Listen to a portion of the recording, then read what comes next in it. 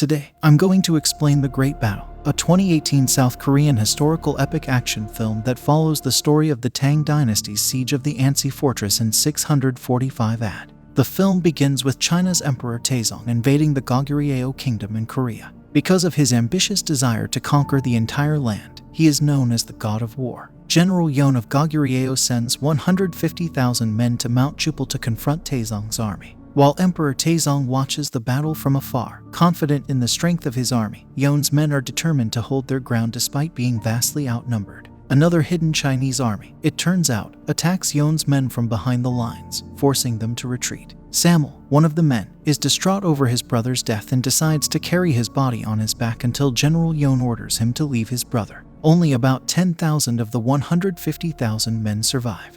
Meanwhile, Emperor Taizong and his generals strategize their next move. A captured Korean woman, a holy medium who can predict the future, forbids the Chinese people from touching Holy King Jumong's ancient bow, believing it to be a sacred relic. The men continue to plan their next move, explaining to the emperor that they must first conquer the Ansi Fortress before taking over Goguryeo's capital. Because of the feud between the Ansi commander, Man-chun and General Yon, they believe they can take the fortress without bloodshed. Furthermore, the holy medium was working with Yang, giving the Chinese an advantage. General Yon, on the other hand, believes Emperor Taizong will attack Ansi Fortress next. He tells Samul that Commander Yang was a traitor because he did not send reinforcements to help his army in the previous battles. As a result, he wants Samul to kill Commander Yang because he believes Samul can carry out the mission due to his loyalty despite the fact that he is from Ansi. General Yon instructs Samul to rejoin the army in the capital once his mission is completed. Samul meets two Korean soldiers who join him on his journey to Ansi.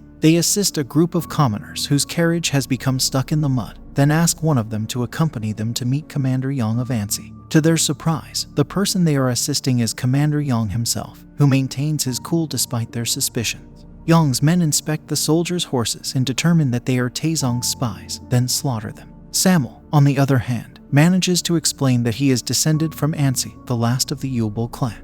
He claims to have fled the Chinese army and has decided to join the Ansi people. Yang decides not to kill him, but instead ties him up and plans to question him later inside the fortress. They then make their way to Ansi, a bustling town hidden behind the fortress. Walbo and Pung, two of Yang's trusted men, get into a fight in the market. Yang puts an end to the brawl by telling the men to mind their own business. Walbo, who is skilled with axes, must continue his work with his men to repair the fortress wall. Back at his house, Yang informs Samul that he is aware of Yon's labeling of him as a traitor and questions Samul's motivations for serving him in Ansi. He then introduces Samul to Chu, his second-in-command, as well as Walbo and Pung. He then designates Samul as his flag bearer, who must remain close to him at all times in order to notify his position during the battle. Later that night, Samul follows him to the home of a newborn baby named after himself. Samul realizes how much Commander Yang is adored by the Ansi people. The next day, Samul asks Chu what kind of leader General Yang is, to which Chu responds that the people regard him as the Ansi Fortress itself.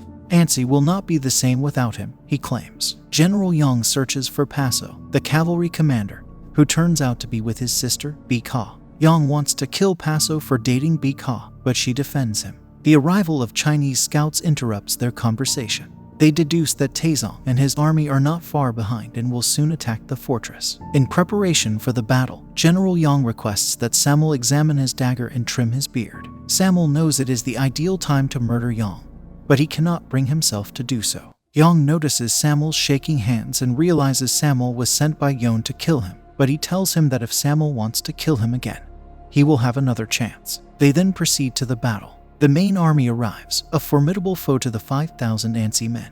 General Yang encourages his army, telling them to fight for Ansi and cherish their lives here. The Chinese army uses trebuchets to break through the fortress wall. They are unable to breach the wall due to the fortress's strong structural integrity. The Ansi archers are skilled enough to prevent the Chinese army from approaching the fortress. Despite the fact that the main wooden gate has been breached, the Ansi army has prepared a circling wooden fence to trap Chinese soldiers who breach the gate.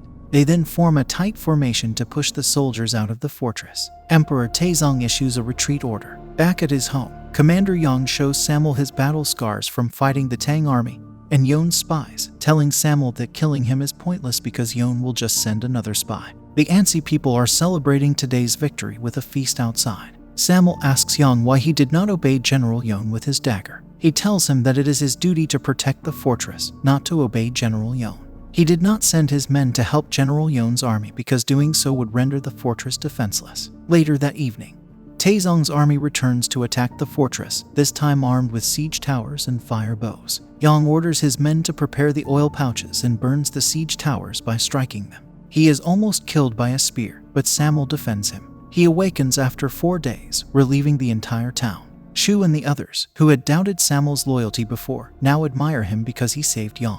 Despite the town's joy at surviving another assault, Emperor Taezong had the holy medium predict Ansi's future. Based on that prophecy, the Chinese army constructs a dirt mound higher than the fortress in order to attack it from the same level. The holy medium is then dispatched to Ansi to deliver the ancient bow and the surrender message. When Samuel receives the message, he suggests requesting reinforcements from the capital, but the men are skeptical. Paso suggests that they attack Emperor Taezong directly while the mound is still being built, as the army is unconcerned about security. Although Bika strongly opposes the idea, no one can deny that it is the only way they have. Paso and his men ride to Emperor Taezong's camp, but the ambush is detected, trapping them. Paso manages to return to the commander before he dies. They discover that the holy medium has informed Emperor Taezong of the ambush. She explains that Ansi can only win by surrendering to Emperor Taezong because she has seen the doomed future. Samuel slits her throat, unable to believe Ansi will fall. Bika, consumed by grief, attempts to kill Emperor Taezong alone but is defeated.